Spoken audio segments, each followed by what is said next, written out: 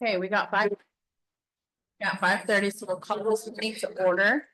Ms. Swopes, if you'll please, call the roll, please. Yes. Mayor Miller is not attending. He's not on Zoom. Okay, all right. So Mayor Pro Tem, Here.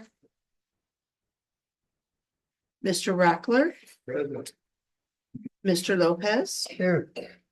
Mr. Merrick, Here. Mr. Elkins, Here. Mr. Robinson is absent.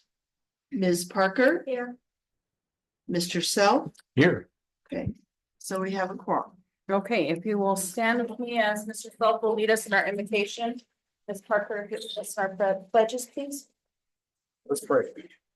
Dear Heavenly Father, we're just thankful we could come here tonight and just be with us as we make decisions on behalf of the city, represent the citizens the best of our ability. Please be with us always to keep them in mind and just make great decisions for our community. We're thankful for all the many blessings. Thankful for your son dying on the cross, and just want to say special thanks for recovery for Mike Rackler, and that he's recovering from surgery and everything went well. And it's in your name we pray. Amen. To the flag of the United States of America, and to the republic for which it stands, one nation, under God, indivisible, with liberty and justice for all. I salute the flag, the state of New Mexico, the Zia symbol of perfect friendship among united cultures.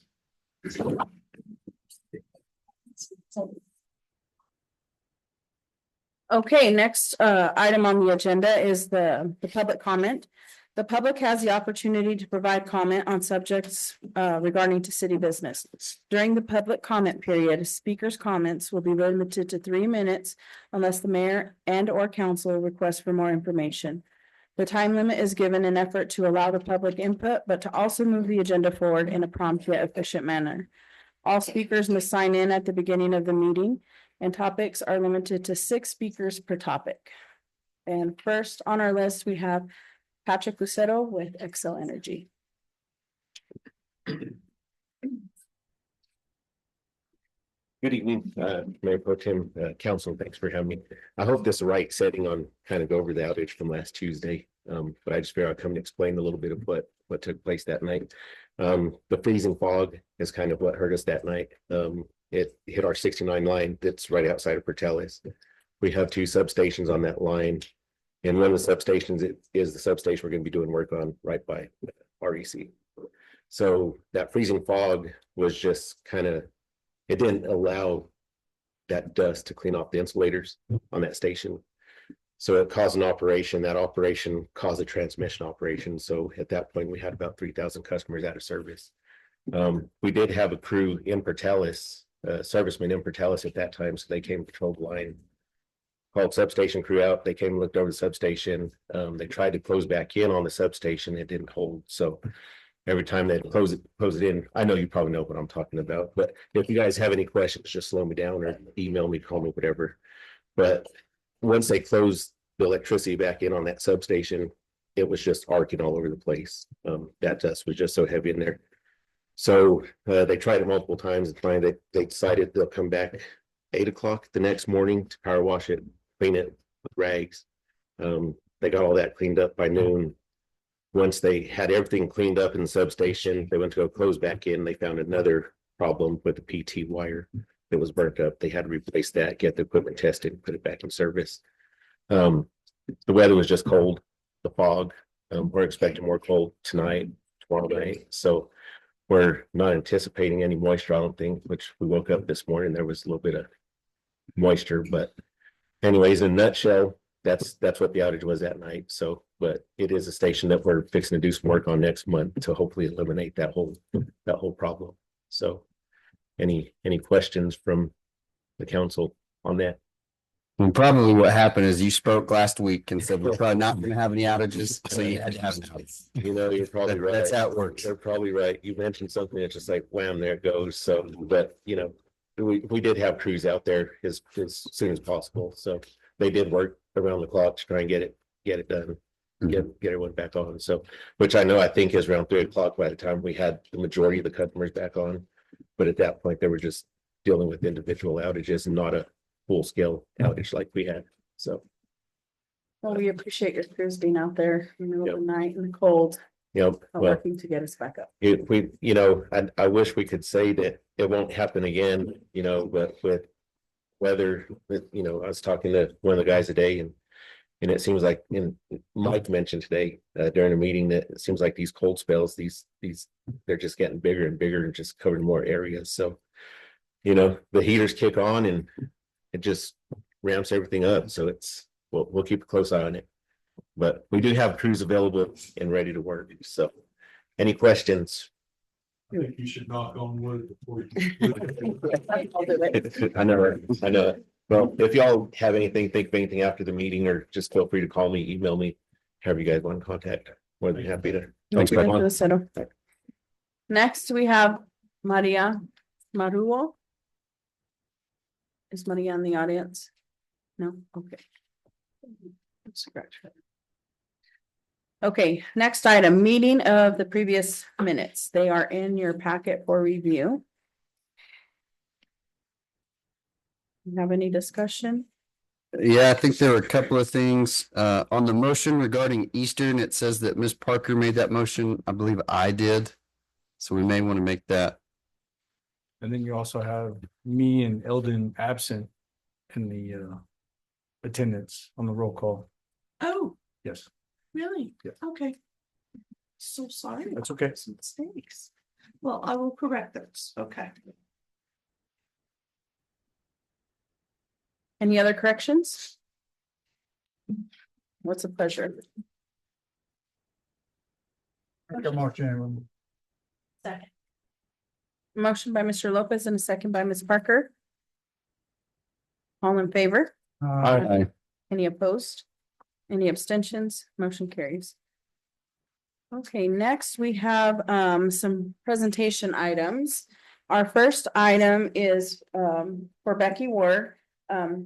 She was not able to attend tonight, so I'm just gonna read hers. This is the City of Portales presents this certificate of appreciation to Becky Ward in recognition of 5 years of your faithful service, outstanding performance, and commitment to excellence for the City of Portales. Dated February 19th, 2020. So congratulations to Ms. Ward on her 5 years.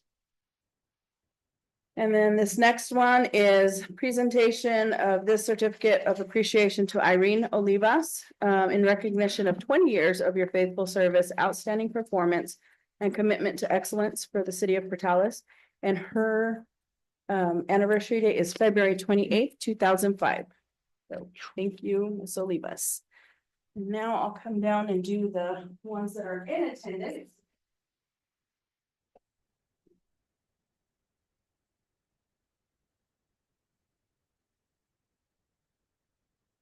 This is a 5-year award, and this goes to Chelsea James. This is in recognition of 5 years. Chelsea, come on, sorry. In recognition of 5 years of your faithful service, outstanding performance, and commitment to the excellence for the City of Portales, and more, higher date with February 5th, 2020.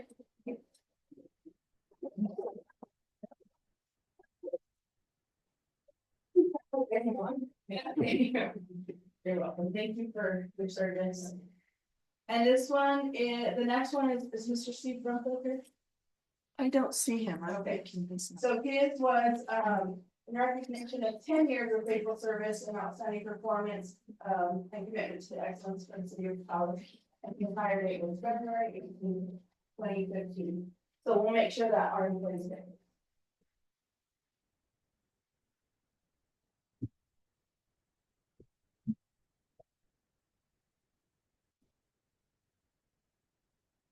Our next item is the City of Portales Award and Recognition. And Miss Kelly is going to present this. This is for Nancy Zager. Okay. We have that. Since Nancy wasn't able to be here So we'll have a correction. Yeah, And we'll, so I'm gonna read hers, and then there's a second one, and then our vision set there. okay, perfect. So Steve helped his first child in litter reading program last year, we reported about $5,000. In total, that city used the money for 69 feral cat spay neuters. TNR is really the main way to deal with overpopulations. The males are hard to calculate how many kittens they would have provided that first year, so we still focused on the 26 females that was spayed. If they had, if one of those females had at least 2 litters, that's the recruit in their first year, that would have been an additional 40 cats. Because her 8 kittens would have had 8 kittens as well. In 1 year, just by spanning with 26 female cats, we can stop the birth of an additional 1,040 cats. And those 1,040 cats next year have produced their first year, it's have stopped 41,600 birds. Here's Nancy Vigar, the city's never done a program like this, we weren't expecting the biggest obstacle that we find in this. They needed to contact animal control, didn't want the cat to return to their property if they were picked up. And those big feral cats didn't want to bring attention to animal control, so they didn't want the cat taken away. So Ms. Nancy contacted us and asked to volunteer. She reached out to feral cat caretakers in the city, coordinated traffic, pickup, drop off, aftercare, or pretty much ran the whole program as a volunteer.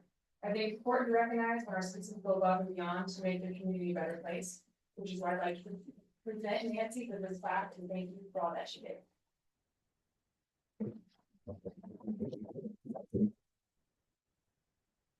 The second thank you for the plaque for this trap program for the student Catherine Bartlett and the Cal Rock Veterinary Clinic. So when we were awarded 5,000 from TNR, it was a fraction, it was a tenth of what we requested. We didn't kind of expect it because our company with large facilities like Alice Reed and they put some money. With how expensive veterinary procedures can be, I really didn't think we were going to get very many animals done. But I still approached my vet in our town, and I was really happy because they were sad about helping the community and the welfare of animals. So I really worked with us to get into this discount. They noticed the clinics that are dedicated multiple days just to our cats, spayed, neutered 6 years, and vaccinated these cats with no focus on financial gain by charging us so little. Because of them, we were able to triple/quadruple the number of cats we did. Like citizens and businesses, do something like this for the community, they should recognize. We're going to like to present veterinarian Kathy Bartlett and staff at Caprock. This plaque is thank you for all they did. Kathy couldn't show, so we met Ms. Esther, member of the staff at Exec Bunker.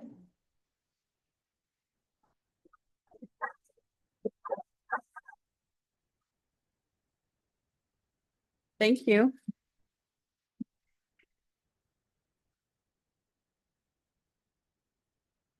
Okay, next presentation will be from the fire department. It's gonna be the 2024 annual report. Chief Kathy. Yes, ma'am.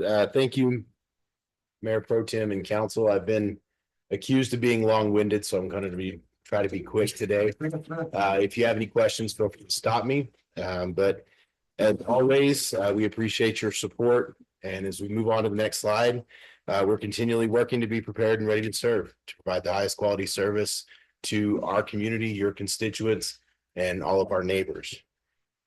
Talking about the good things, the easy things to brag on, we were very blessed this fiscal year, FY25, with a lot of grant funding.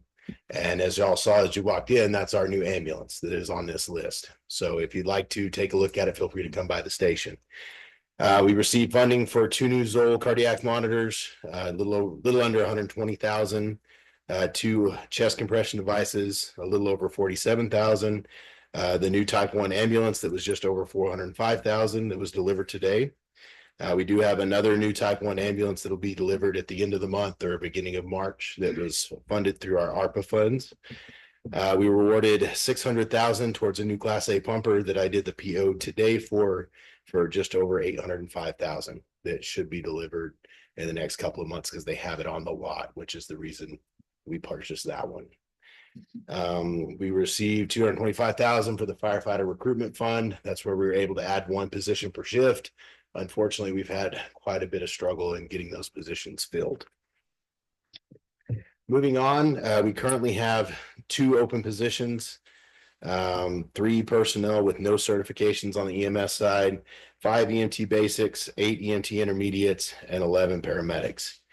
We have 4 personnel that are in the process of testing for licensure, and we have 3 that are in their paramedic class right now in the middle of the course. Moving on to our fire certifications, we have the 2 open positions I mentioned, 11 personnel with no certifications, 15 with firefighter 1 and 2, 7 with driver operator, 8 with fire instructor, and 6 with fire officer. The next slide highlights all of the training that our personnel go through the first couple of hours, and y'all have seen this many times throughout the presentations that I've presented. So as we go on to the next slide, it'll hopefully kind of clarify some of the workload that is placed on new hires. Because in their first year, not only are they working 48-hour shifts or tours, we call them, they have almost 1,000 hours of training. That is their new hire orientation, our annual EMS and ISO training, EMT basic, and firefighter 1 and 2, as well as their prereqs. Then the second year with their intermediate and let's see what else is in their second year. Driver operator, they're just over 800 hours. Third year, that's usually if someone chooses to go to paramedic, that's when that starts. And as the previous slide said, paramedic is a 1,600-hour course. So I just split it up how it typically falls over year 3 and 4, where they're working or their normal hours plus almost 1,200 hours of training. Moving on to kind of taking a big look at our personnel. Our average age is 31, average experience of 3.6 years, and currently 11 personnel with 1 year or less experience. With that, there's 14 with less than 2 years experience, 7 with 3 to 5 years, 4 with 6 to 10 years, 1 personnel with 11 to 15, and then 2 personnel with over 16 years experience. Looking at turnover, we saw a huge spike in 2022. It seems to be improving. It's not improving to the point we'd like, because 9 is an entire shift that was lost last year alone. So we're working to find ways to retain and recruit more effectively. We've done 29 new hire processes in my time as chief. Moving on to our annual hours, they're scheduled 2,756 hours per year. Last year, the employees that worked the entire year worked 793 hours of overtime and another 107 hours of holiday time away from their family, not including birthdays and anniversaries. That's just the major holidays that the city recognizes. Therefore, personnel spent 3,656 average hours dedicated to the community at the fire department last year. And looking at run volume, we've seen a slight dip. We saw a little over 10% decrease in total run volume. But as we move on to the next slide, we saw an increase in frequency of calls, more calls coming in at one time. So breaking it down, we had 2,971 total calls, 87% were EMS, 13% were fire, 180 cardiac calls with 7 cardiac arrests, 341 traumatic injuries, 194 breathing problems, 180 psychiatric problems, 100 seizure calls, 31 structure fires, and oddly enough, 31 grass fires. The concerning number is the 765 instances, or the 25.7% of the run volume where our staff gets overran with the frequency of calls, causing delays in response and care, risking our personnel safety as well as the communities. As I mentioned, that frequency of calls has drastically impacted, and not in the positive way, the negatively impacted our response times. Right now, or as of 2024, the entire year, the EMS response time was just under 9.5 minutes, and the fire average was 11.3 minutes. So I did this slide a little bit differently, but we break up our city into 4 different zones, north and south by the railroad tracks, and east and west by Main Street. And then I laid it over the ward map for the council. So 44.2% of our run volume, and this is EMS only, happened in the southwest zone, 15.4 in the southeast, just under 15 in the northwest, just over 5 in the northeast. 17.4% of the EMS run volume came from outside the incorporated city limits, and then 3.3% originated out of RGH. So moving on to the next slide, if I can make my paperwork.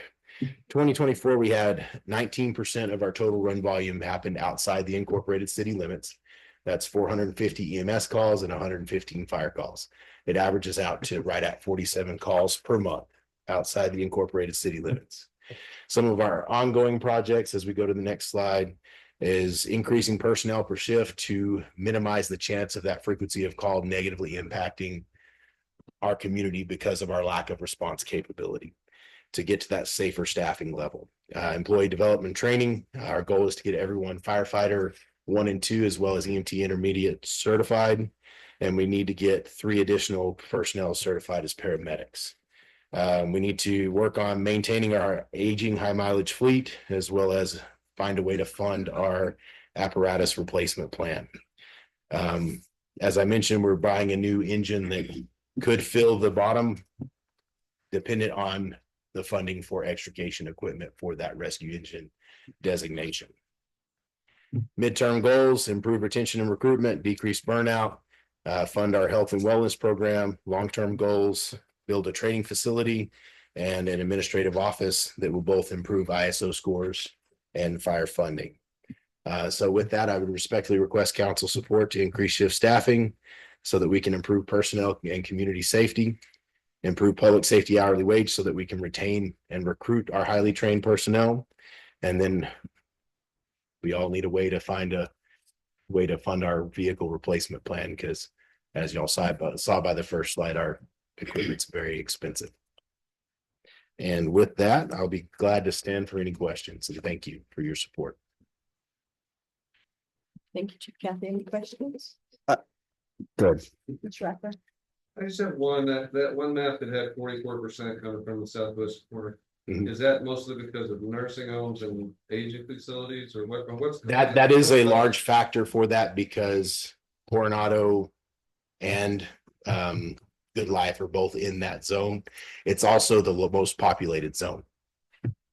And it also has ENMU in it as well, are some of the factors, but the main driving factor is the one that you mentioned. Mr. Elkins? I know that we have asked this before, and I think my math was right, but it looks like over the past 5 years, you've had 54 employees turnover. What's causing that? Are they leaving the industry, or are they just going to different fire departments that can pay more? So it's a big combination of all the above. We've had a lot of people leave to go to the wind farms to make more money. We've had people leave to go to Santa Fe, Albuquerque, a lot of the higher paying jobs, as far as higher paid and less requirement for overtime. The majority of people have just left for less hours worked and more pay. There's been a mix of those that have stayed in the business and not, but it's kind of all over the place. Is that level of turnover common in the field, or is it specific to us? It's hard to get that information from other entities, but based on the fact that every fire department is hiring right now, I think it's a nationwide problem, not necessarily something that's just specific to us. Okay. Can I piggyback off that? What can we do to help you with the, I've heard of a couple lately that I thought were gonna be really good firefighters, and they got, I think, hired and then decided not to take the job. What can we do to help educate these people coming in when we do the testing, or what can we do to help you in that? I mean, the foolproof way is to fund a full-blown Portales Fire Department training academy. The problem with that is expense.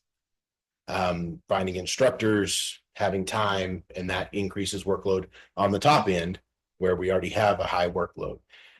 We could send individuals off to a training academy, but if we sent 4 great new hires or potential new hires to an academy, let's just say in Roswell or Albuquerque, so that they could get that training, what is that academy going to try to do for those star applicants?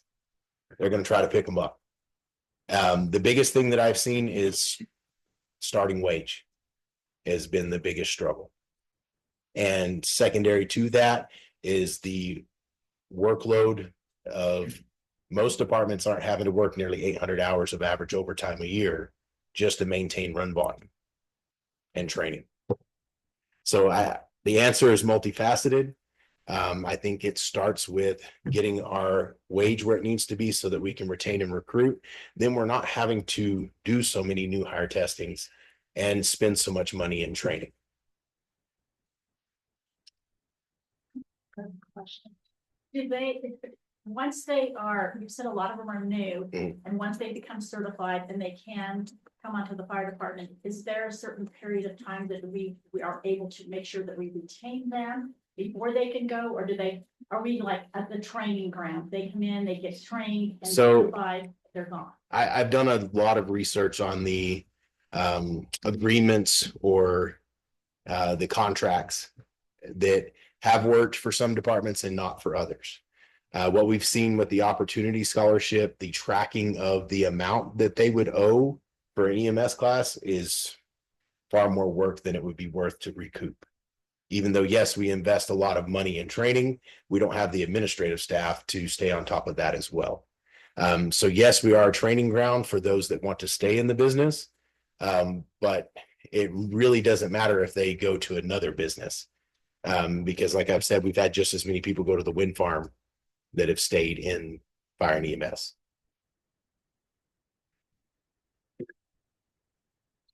So when you're looking at our wage scale, you're saying that our starting wage is low. How long do they usually spend before they start getting increments? So Increase that? the way our pay plan is structured is they get a step, everybody has the potential of a step raise, which is 3% after a year. EMT basic license is a 5% raise. EMT intermediate's a 7.5%. And then paramedic, which it's a lot of responsibility and a lot of class, it's a 12.5% raise. Now, all that being said, our pay scale doesn't compete with departments our size in those areas.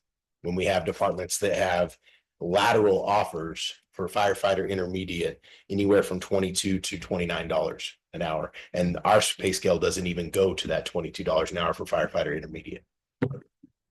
What do they start out at? Here, Mhm. 14.29. That's what- What do you think is a fair wage to start out? So in looking at the departments in the area and that are approximately our size and evaluating the public safety services that our city provides, I plan on bringing a recommendation to the Public Safety Committee at the next meeting to have a starting wage of 19. So once someone starts in training, by the time they go through the driving training, your EMT basics, your intermediate, and then in paramedic, they've invested thousands of hours. Yes, sir. of training. Over 4,000.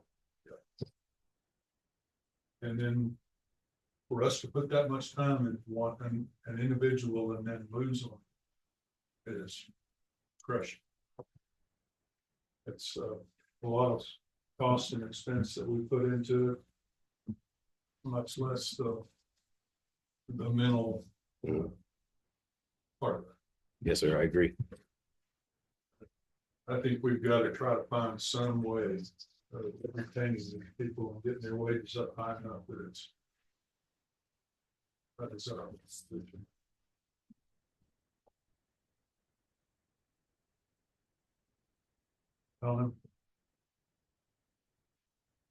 Anybody else? One more question. Response time, 9 minutes, 45 seconds, 11 minutes, 11 minutes, 11.3 minutes. Yeah.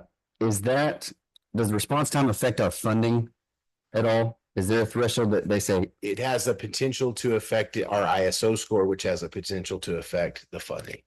okay,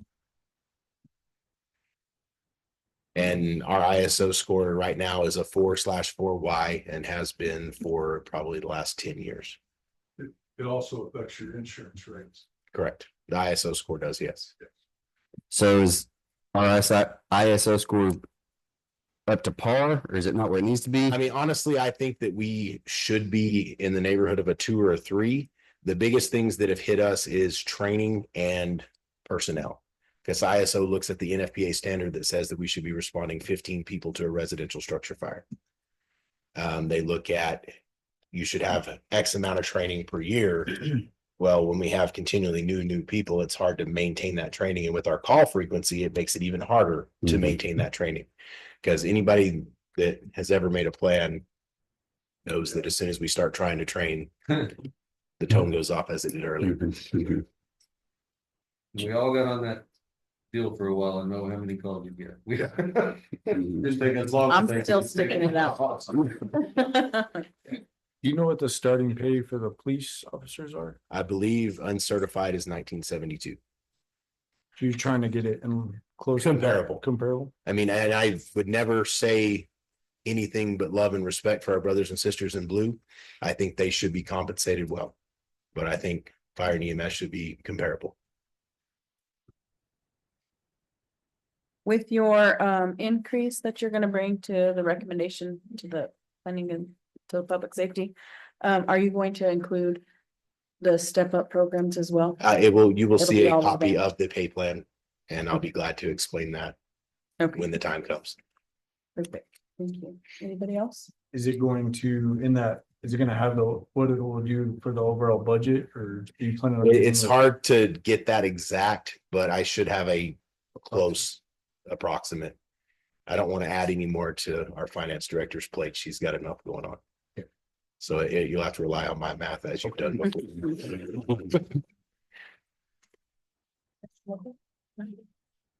Okay, thank you, Chief Thank you. Kathy. Okay, action items. We are going to start with finance. And our CPO, Ms. Lisa Gamble, is going to present our first item. It's a request for approval of contract award for job order contracting for on-call services between the city of Portales and Alpha Southwest and Impel Company for SCADA control, electrical services, and well services. This RFP number was 2024-09-10. Ms. Gamble. Mayor Pro Tem, the council, thank you.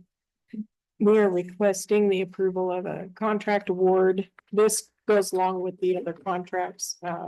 This one just came in a little later because we were still doing a little bit of negotiation. As you know, the on-call, it's as needed. And we really want to have more than just one company that can do these jobs, so we have somebody to fall back on should something happen to the other vendors. Any questions? Okay, go ahead. Is this a vendor that we use quite a bit currently, or is this Now, this is a new one. They do have a statewide pricing agreement, but with our RFP, they put in their proposal specifically for what we needed. And so we do have a little bit of an advantage there. And they're out of Albuquerque. notice that you have negotiated the lodging and meals portion of it? There's a couple of things on their schedule that I'm kind of questioning. They've got a markup for rental equipment on there, 25%. To me, whenever someone's providing a service, and if they don't have the equipment they need and have to rent it, it should be a wash. It should be a pass through without a markup. So I question the part about them adding 25% to rent some equipment to do this.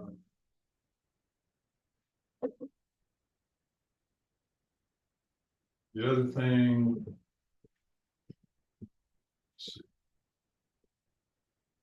All of their rates where they're talking about. Say pull and reinstall. They're given the hourly rate. Unit rate. Some of this worksite preparation, cleanup, disinfection, gathering materials, hourly rates. And any of this, if they're having to use equipment, is this equipment already included in the rate, or is this additional? That's additional. Additional over this? If it's equipment they don't have, then it would be additional.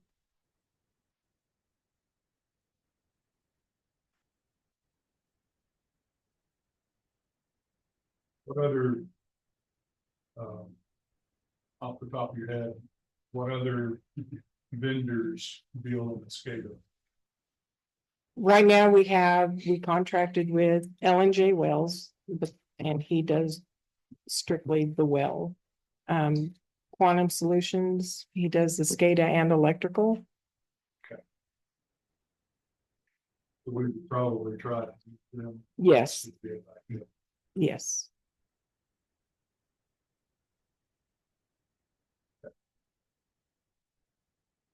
I have one question on the percentages too. So on there, it says the percentage markup for subcontract work is 25%. But somewhere in the contract, and I can't find it right now because I had it highlighted on my other one, is it said it will not subcontract. Everything should go through them. Is that correct? I would have to. Okay, look and at I'll that have to get back find it with you. too. Yeah. Talking on the percentages, the one that concerned me most was the markup on materials, parts and equipment that they already had, marking it up 42%. I agree with you. That's, I mean, that's roughly you type in more than I can on that, but that's a pretty large markup for this. And this is already been negotiated, we can't go back to the table or. No, it's contingent on your approval. So if you don't approve it, then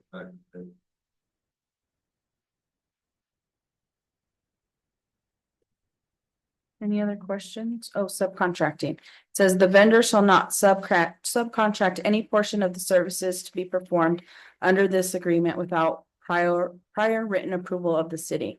So they would have to come to us prior For to, approval, okay, so that's yes. why it's in there. Mhm. Okay. Okay, do we have any other questions? So just to verify, this is just basically a backup. yes, and it's on call, so we're not paying them anything if, we don't need them. We don't use them. But if we do need them. You pay for it. Whenever you've got advance of approval here, does that keep you from going out and looking for any other vendors? You have to basically use what you have approved to use. Right, the RFP has already been closed, and so we've contracted with these people. Doesn't stop you from, if there's a specific job, you can put out an ITB, depending on the price of it, you just get the quotes, whatever. Anything under the 60,000, Yes. we can use somebody else. But that's only if you approve this contract. So we're already locked into this. No, To the other. No, the ones we already- to the other to ones, the- yes. Right, but as far as this one goes. This one we are not locked in, Then no. that bid or that RFP is basically rejected. Um, We go out for another, or so we could renegotiate with this, and if we can't come to an agreement, then it's the end of that process, into that contract. Well, But this possible contract contract. falls under the RFP in general that we already approved once. This is just took more time to get prepared, correct? you haven't approved this one yet. Right, You, they all yeah, fall into the RFP Yes. from the first. yes. Any other questions? Yeah, I've got a question. The scope of work, and maybe it's just because it started with SCADA control services. I would assume primarily the bulk of the work is going to be done with the electrical and the well servicing. Is that correct? Or are we contracting them mainly to handle SCADA? Far as I know, they do all of it. Yes, they do all of it. We have two different vendors that are local that do SCADA electrical and then one that does well. So this company is a complete backup for and I'll just throw out Quantum Solutions.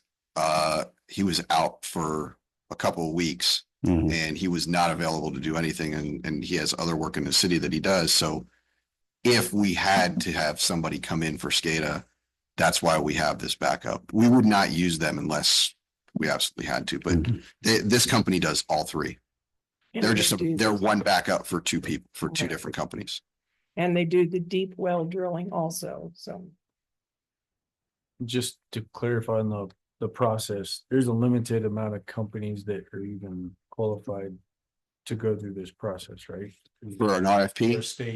Their state approval. So they have a state pricing agreement. The RFP is different than that. So we could go to them just on the state pricing agreement, but gonna take a guess and say that it is more expensive than what we negotiated in the RFP process. So if this, again, if we needed to use them as a backup and this RFP wasn't approved, they are a state contractor, so we could go to them, but we would probably pay more in that agreement, or we can just find another company. But I don't think there are, I don't know how many are out there in this state that do SCADA electrical well and digging, so.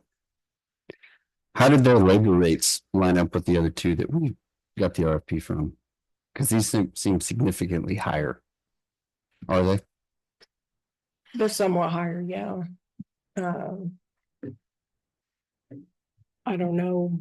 I don't know why. Okay. That's fine. Thank you. Any other questions?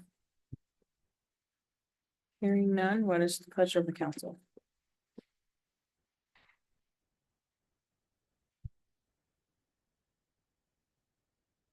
I still don't know the correct way to word something when I don't want to do it, so I'm just gonna tell you, I wanted to go back to negotiation, however you want me to word that. I'll word it. Okay, you make a motion to send it back for negotiation. Okay, yeah, I make a motion, we renegotiate this again on some of those percentages and wins. Second. We have a motion by Mr. Rackler and a second by Mr. Self to go back for, Mr. Elkins to go back for negotiations. Okay, all in favor? Aye. Any opposed? Any abstentions? Okay, motion carries. Thank you, Lisa, and thank you for being prepared to answer the questions. Appreciate it. Okay, next item is community services, Ms. McLennan. This is for a request approval to adopt amendment ordinance 494, Article 3, signs, an amendment for the clarification of permitted signage. We will go into a public hearing for this. So item A is action to enter into a public hearing for amending ordinance 494. Second. A motion by Ms. Parker, a second by Mr. Self. All in favor? Aye. Any opposed? Motion carries. We are now in public hearing. Okay, do we have anybody here that wants to speak for the signage? For the ordinance? For the ordinance, for the signage ordinance?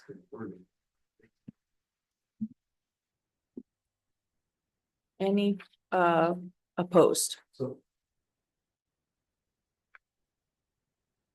Mr. Gang? so you want to make it where there can't be any variances.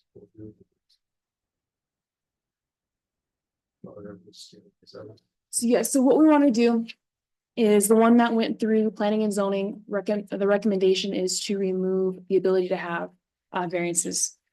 We are seeking one way or the other to update this to rather be billboard positive if we're going to be billboard positive, or against billboards if we're going to be against billboards. Currently, how the process goes is a billboard company goes to the building department, we turn it down because our ordinance is billboard negative. Then they have to request a variance, go to planning and zoning where they're denied, because wanting a billboard doesn't reach that unforeseen circumstance. So then they have to go back and do an appeal to come to city council to be approved. So every billboard takes about 2 months to approve. It's quite a bit, it's money for them and it's money for us. So if we were going to be billboard positive, we'd recommend that we amend this ordinance to reflect that, where we give the planning department what we'd like to see, so they come in and get their building permits. Or if we're going to be billboard negative, that we officially make that a billboard negative ordinance. So that's kind of what we're coming here for today is. But this one, the one that was recommended by planning is a billboard negative. It removes that variances. Yes. So that would be what we're looking for is, are we going to remain a negative or make it a negative, or are we going to make it a positive? Or you can leave it the way it is, but it still takes about 2 months in an appeal process to get anything approved. It's my issue is why here, billboard negative, I hear, get rid of free speech. I mean, Microphone's not picking them up. Oh, Mr. Gang, you'll have to go to the podium. And then if you'll state your name for the record, please. Chris Gay. All I said was, when I hear billboard negative is I'm hearing get rid of free speech. I mean, that's just another form of free speech. Everybody should have their ability, if it's their private property and they want to hoist up a sign or whatever it is, it don't matter what it is. They should have that right. So, and if they happen to make a buck on it, good for them. And if they don't, good for them too. Thanks. Thank you.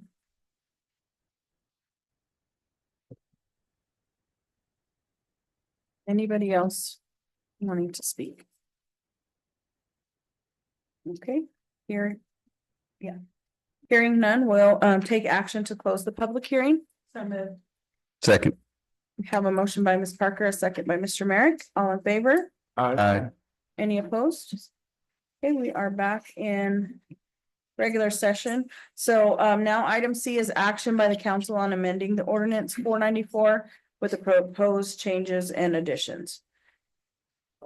Yes, question. Getting your exercise. Okay, Mr. Merrick, go for it.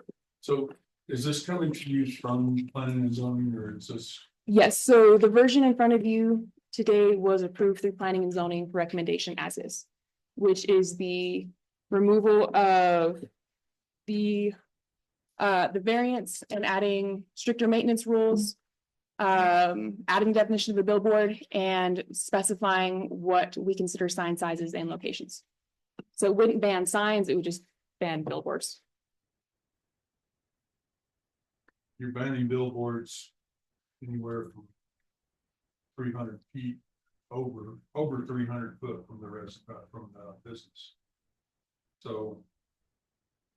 And like, the way I understand this, everything in red is being removed, everything in green is being added. Correct. Okay. So we've had in the past a way for someone to come to the council and ask for a variance, and they're removing.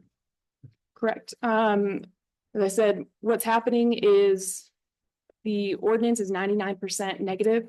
So we're putting it's 2 months for them to apply for a billboard.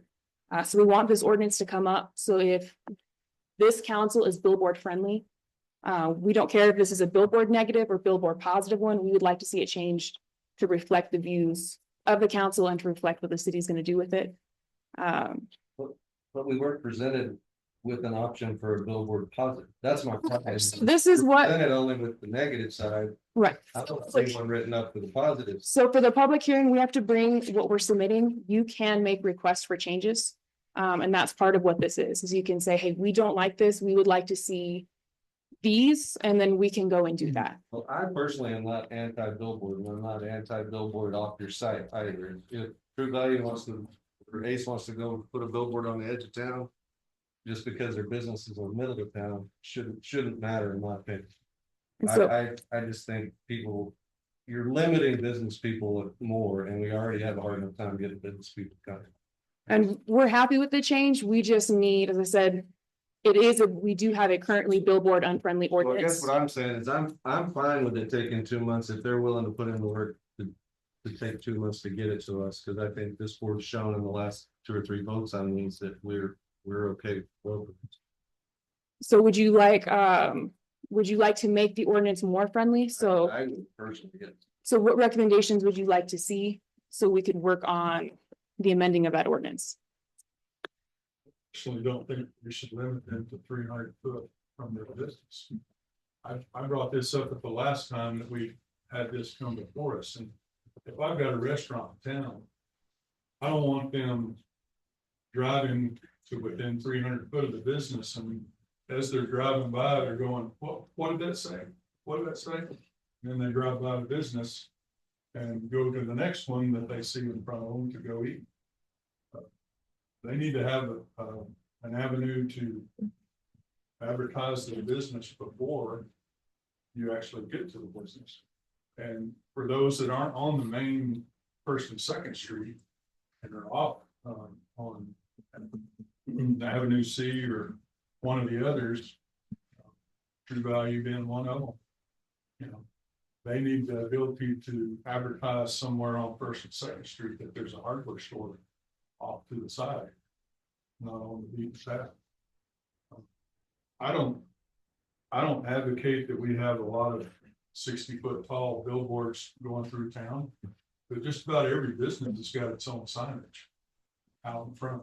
And for them to, even if you had two businesses that came to an agreement on First and Second Street because they're both going different directions.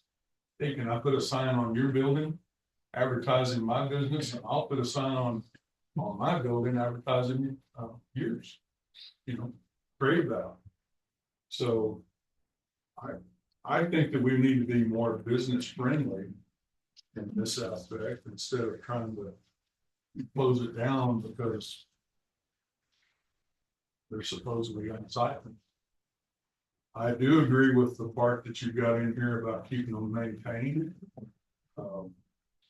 I think we should leave that. I don't agree with the fact that you're taking the control away from the council to override a decision. And I personally am of the opinion that if these, let's say CNS wants to put a sign for Ace Hardware on their private property, why on earth would we be able to stop them? If it's on a public space, on a city-owned lot, sure, we should have that right. But as a private business, we shouldn't have the ability to tell somebody no. And so our current one has that. So that's like a change you'd like to see an amendment to our current one. Perfect. So would you like to do a size limitation? So you can say, you can put an A sign on there, but are you going to be wanting the 60-foot by 30? Do you care where that goes? That's part of what this ordinance is going to be looking for. Like the billboard that went in front of the new little venue. Are you okay with those going anywhere? Or would you like certain sizes only allowed in certain places? So that's part of what we would. Funny, everybody's concerned about the size of that one. I'll be honest with you, I hadn't noticed it. That's it's not an eyesore to me because I hadn't even noticed what's on.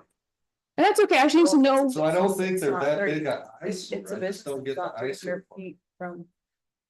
It's a business that's not 300 feet Right, from. no, I understand that, but what I'm saying is, I just don't get the eyesore from it. None of the billboards bother me. I don't care about Those two, whatever you can afford. Well, and we do need to take into consideration, like if we're in town and there's electrical lights and there's, you know, if it's gonna It be, doesn't need to be, it can't be be a a- construction. right, But that would be, I mean, that, I would think. Planning and zoning would stop something that's gonna be in construction. When it's gonna interfere with electrical, if it's gonna interfere with. a view of the, View of the street. traffic, yeah. So would you like to change it so billboards automatically go through planning and zoning? So now they only go through planning and zoning because they're denied and they have to get a variance. So would you like to do it where their process is to go to planning and zoning first? For a public hearing, then city council? Or do you want to keep it as a variance? I wish you know how to write the ordinance. I think it should go to planning and zoning for like the sizes. And then have like the different sizes that they offer. To say, hey, you know, we're gonna put on CNS's parking lot 100 foot by 100 or whatever it is. 100 by 100, and that's too big for that area, so. You can go down to these specs. Y'all agree? Well, planning and zoning, if it's planning and zoning turns it away, then we still have to, they still. I just They wanna can make still sure they can appeal keep to come The to appeal us, process yes. is still there. Yeah. Yeah, the appeal process will stay. I think a lot of it has to do with, I have a business and I can only afford so big of a sign. Those signs aren't cheap, so I mean, not a lot of people have those because a lot of them can't afford it, which, you know, it's fine, but. I think it depends on what you can afford as far as sign goes, like, that's like anything, so. Well, and so for the billboards, actually what usually is they'll lease the land from the property owner. Right. So it's not the property owner who's actually paying for the sign, they're getting the lease. So since we've approved some, we're seeing an increase of requests for more billboards to come in. And that's fine, but we just wanted to know, do we want to keep it at 2 months for the approval process, or do we want to speed it up or deny it? so I don't know if this was done, I know it was done before I got on council, but. We've got one billboard that's in town that I can think of that went up, and that's over at Williams. And with the ordinance in place that we had, how did that actually happen? So that predated me, but I think on my first day, they said, by the way, there's no billboards. Make sure you check your paperwork because someone signed that without realizing. And that was put up. The individual did get in trouble for the approval of that sign. Thought that's probably what might have happened because it defies all of this ordinance. Well, Correct. that's literally what got this ball rolling. Yes. But the other two that were approved have been on each end of town and not in the middle of town. And I think that's the whole reason they were approved, is because they're not an eyesore. They're as you're exiting town, both directions. So. I think if it going to planning and zoning is gonna speed up the process a tiny bit. Fine, as long as it still comes here, if they want to. It just smooths the process out versus saying denied appeal, denied appeals. It actually gives them a process and expectation of what their application is going to be. Because yeah, as I said, they come to the building department and we say, oh no, you can't have billboards in town. So they have to appeal our decision through a variance, and then they're turned down at planning and zoning, and they have to appeal their decision to council. And it just causes a lot of confusion, a lot of concern. So we could at least make that a more efficient process. I think if we're going to see an improvement in billboards, that's the way we should just do it.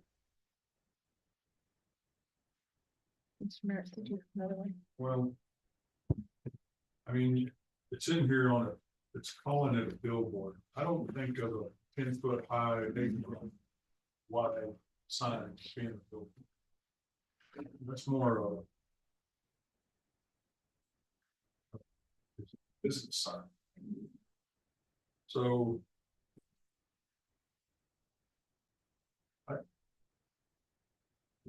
I just don't see where that could be classified as a billboard. I think we need to change that dimensions into more of a 15 by 20 or something like that. If it's more than that, then I would classify it as a billboard. Other than that, it's basically just signage for the business. So is that what you guys would like to do for 15 by 20, 15 high by 20, or sorry, 15 feet in height, 20 feet in length is what we would consider a billboard? I'm just throwing numbers. Okay. It just seems like to me, a 10-foot by 8-foot is not really a billboard. It's more of a normal sign for the business.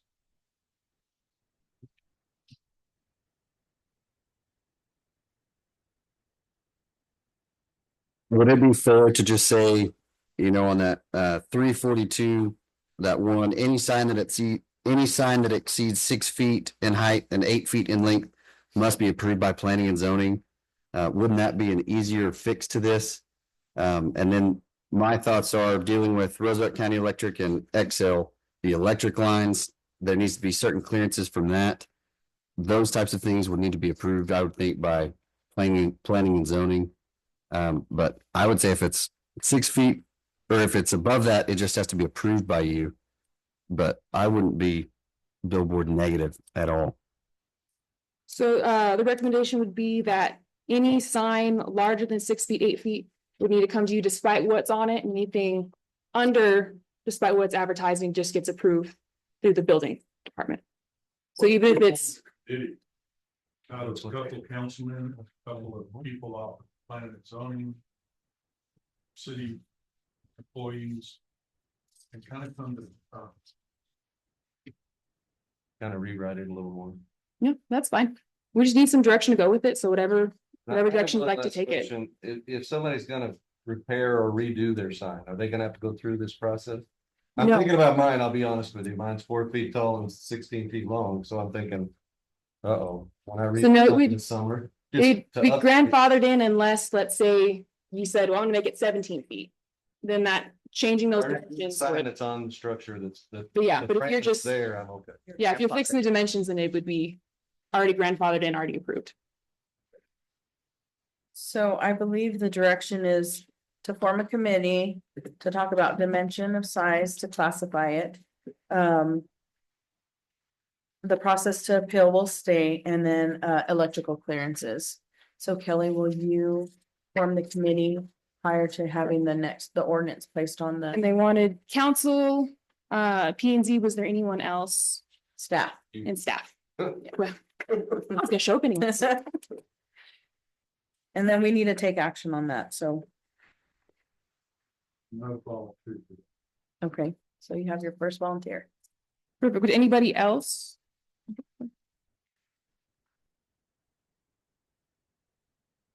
Perfect. We have our planning and zoning meeting coming up and we will ask for a couple of volunteers from there as well. So I'll be getting back to you with some names after that meeting early March. Okay, thank you. So this is an action item, so we need to, I'll make a motion to form a committee out of council and planning and zoning and staff. Go over the dimensions and qualify the- Second. we have a motion by Mr. Merrick and a second by Mr. Lopez. And this will be a friendly billboard ordinance, so. Can I ask, do we need to take any action on what was presented to us? Deny this in order to form a committee? Would it still be the amendment of this ordinance, just? Yeah. So we're set with that then? Because it still has to come back. Yes. Perfect. I hadn't think about that, but yes, that's right. It's coming back. Motion by Mr. Merrick, a second by Mr. Lopez, all in favor?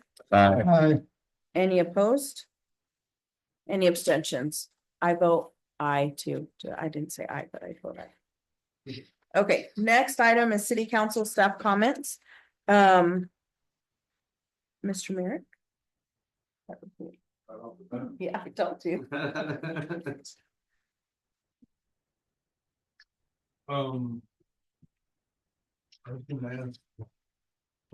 Maybe Chris is gonna bring this up in his comments. I was gonna ask where we were at with the signage on the streets. As far as the actual getting the machine, we are getting it in pieces. Yes. So, we do not have all the pieces yet, but it has been coming in, so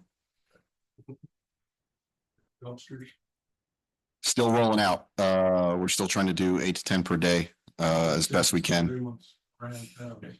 We are, and then I don't think we've gotten our full complement in. I'll have to talk to Steve about that, but we are putting them out as we can. So we're collecting them and then we'll be getting with Ed's to have them come down and recycle them so that we can recoup some money, a little bit at least. But that's how we're gonna get rid of them. Like, So the ones that can be repaired will be repaired, but the ones that cannot, we're gonna just scrap. Was that, I'll have to go through a process of, I think because of the depreciation on dumpsters that it does not. It's gonna be below the threshold.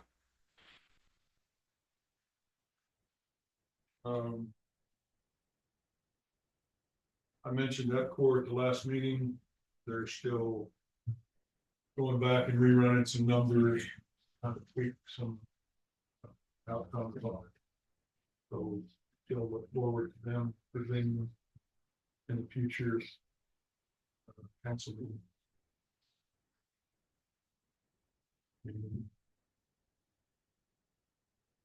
We're also gonna ask, have we been in contact with this Aquaterix? Yes, sir. They have all the information as far as what area they need to look at. We're just working out which GL account we're gonna be taking the money out of to get that survey done. Have we gotten a proposal back on it? For the cost Yes. 19,900 for phase one? for phase one. Ms. Parker? No, I think I had asked you before, I guess the other night after all the lights kind of went out in the city and then they came back on, but some of them still didn't come back on for a second. Just as a refresher. We're still waiting on so the electrician that was changing out the ballasts on those to LEDs. he was out for 2 to 3 weeks, so he hasn't been able to get back to him yet. So some are done and some aren't, but we have the parts and we're just waiting on those to get done. Yes, ma'am. Mr. Rackler? I just have two things. On the, one's just an informational thing. On the service awards, I'd like to hear what department they work in or have worked in. Those folks today, I didn't know a few of them, and I just would like to know what they do for us. If we're gonna do those awards, I think people would like to know as well. And the other is I just want to thank everybody for the concern and prayers for what we've been going through lately.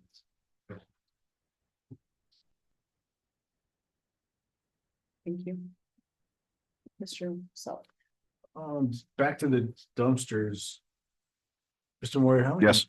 people like on a daily basis? I know it's like the undertaking, get them in and get them out, but how many people involved does that take to? It takes people from streets and sanitation, so it's, 4 people, 6 people? Look like 3 to 4 yeah, I think it's 3 or 4 every time. They're taking them out on the loader and they're using all the stuff. So, and then we clear out that 5x5 area and then we put the dumpster in.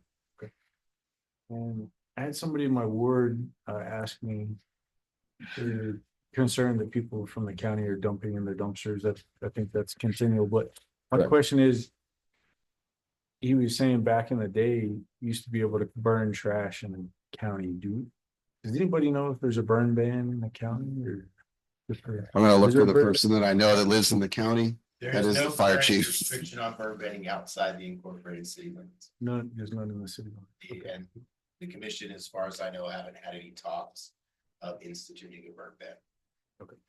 Do they contact you when they're gonna burn, just to be on the safe side? The typical process is they either contact dispatch or contact us, and then we share that information either between us if it's in our fire district or if it's in Dora's or Lloyd's or Leidos or whoever, so everybody's aware. Because if they don't call, then we go put it out. And So- you're real embarrassed if you burn leaves back in both fire department shows. So That one first. the community center is open Tuesday and Wednesday for county residents. It's free of charge for them. And then we are working on a new program where we're gonna be having 3 or 4 yard garbage bags that we're gonna be basically kind of handing out to the citizens that want it, and then they'll get it for a week or 2. They can clean up alleys, they can put whatever they want in there, and we will go by and then we will pick that up and take that away for them. And then we're also trying to figure out a way to do maybe 1 day a month curb pickup with our boom trucks that we have for bigger items, so that we're not having as much in the alleys. So we're working on those things right now. I like it. And speaking of maintenance and vehicles, how are we doing on trash trucks? I know So you helped me out, but we were down to 1, I think. we were down to 1 not too long ago. We're back up. But we are looking to, we're changing over some funds and then trying to actually purchase a new garbage truck right now. And so we're working on all those things. Because how many do we have in our fleet currently? We have For the work? that are working, That work? 3, Six? we have 6. So it sounds like we need to get rid of. We do. And most of them are over 100,000 miles. The trip to Clovis and back 2 or 3 times a day doesn't truly help us. Thank you. Mr. Lopez? I was gonna ask you, how are we doing on railroad crossings? You're talking about Boston Boston, and the other crossings. We're still working with BNSF on those right now. We're working on a few things. I know that they want to close the crossing at Boston. But there's a lot of things we have to look at as far as fire and police response times, and just if that was to happen, what roads need to be repaired to make sure that we can handle the increase in Well, traffic. yeah, we want to close the crossings. Correct. We can't do that. That's lots of traffic in that Boston there. There is. But we are working with them though. What do you say on Avenue I? The They want to do the improved signage, I think is what they wanted to do, and on University. For the railroad crossings. Is what I have in that last email, but we're still in talks with them about how that's gonna work out. I know they're ready to work on them if we push them. Right. I'll have to get with I forget his name, who we actually were talking to at VNSF, but we've had emails within the last week between us. I think they send you an email Mhm. to work on this process. Okay, I'll double check. It might have gone to Joe. Okay, that's all I have. Mr. Elkins? This may be a question for Joe, but softball field parking lot, We're getting quotes for that. okay, and then. For some reason, I'm remembering that we were looking at putting in seed for the baseball, or for the softball field. Is that coming at all? That's something I have not The heard. city, well, I hadn't either, but I was told that the city was putting in seed at the softball complex and still. I was gonna follow up. I will talk to Steve about that. I know that in March, we're doing we'll drown it in with Pre-emergent weed killer. pre-emergent. And I know it's early and tomorrow's gonna be like 5 degrees, but sooner rather than later, pool update. What are we looking at for summer of 2025 pool situation? $1.5 million in repairs that we do not have currently. The pool has been Band-Aid fixed for I couldn't tell you how many years now, and it's to the point where we can't Band-Aid fix it anymore. It needs to be completely redone. The IT for the 911s, the security footage, security cameras, all those things are. And then we have a quote. The last quote I had was 1.5 million. We don't have the money, so we're trying to find it. It's not easy to find. Okay, so if we're not going to build a new pool before summer of 2025, are we going to come up with an agreement with Eastern or try to again? I can talk to Dr. Johnson about that and look into that. I know that they have open hours now. We would have to look at, it would probably be almost the same as last year. We would have to provide lifeguards, all the different things. So we'll have to look at that cost also. Okay. Isn't there a pool down there? I don't know. Was last week, I don't know if it is. Okay. I can get with Dr. Johnson and look into that. Okay, I think it would just be smart to look at it now versus April 30. Yes, sir. That's all I Anything got. else? Hey, I just want to thank the staff again for all of the hard work that they're doing, day in and day out. I know that, we are getting better and better as we go. Some of the questions that we're asking, they're being able to be answered right off the top of your head. So kudos to you guys for all that you do. Legislative update, we some of us went to Santa Fe last week. I think I've gone 3 times, and then I'm going again on Thursday and then next week as well. So I know that there's some crime bills that are up there that are being fought for really, really hard. Our capital outlay is being fought for, so we're trying our best to get every dollar that we can back into our community. And that is all I have. So the next item that we have is executive session. So we need action to convene into a closed session to discuss matters as provided for. Oh, I didn't give staff a chance to comment, sorry. Anybody like to comment? Yes, ma'am. We do drive by down industrial, you'll see some orange construction tape. They are starting construction on the animal shelter. Oh, good. Good job on that. Anybody else? Yes, ma'am. I did register, all, Ms. Diane, Ms. Veronica, Mr. Jake, and Mr. Robinson for the municipal. I will go ahead and make copies and everything for the Munoz box with reservations and everything. Thank you, Melissa. I appreciate that. Okay, sorry that I forgot you guys. Okay, next item, so action into convene into a closed session to discuss matters as provided for under the New Mexico statutes relating to limited personnel matters. Do we have a motion to go into a closed session? Second. We have a motion by Ms. Parker, a second by Mr. Self. All in favor? Aye. Any opposed? Okay, guys, if you'll give us just a moment, ma'am. Okay, so now we need to come out of the closed session, so if we can take action to convene an open session, please. So move. Second. We have a motion by Mr. Self and a second by Mr. Elkins. All in favor? Aye. Any opposed? Any abstention? Motion carries. We did convene in a closed session. No action was taken and no action is needed. So with that, we are adjourned.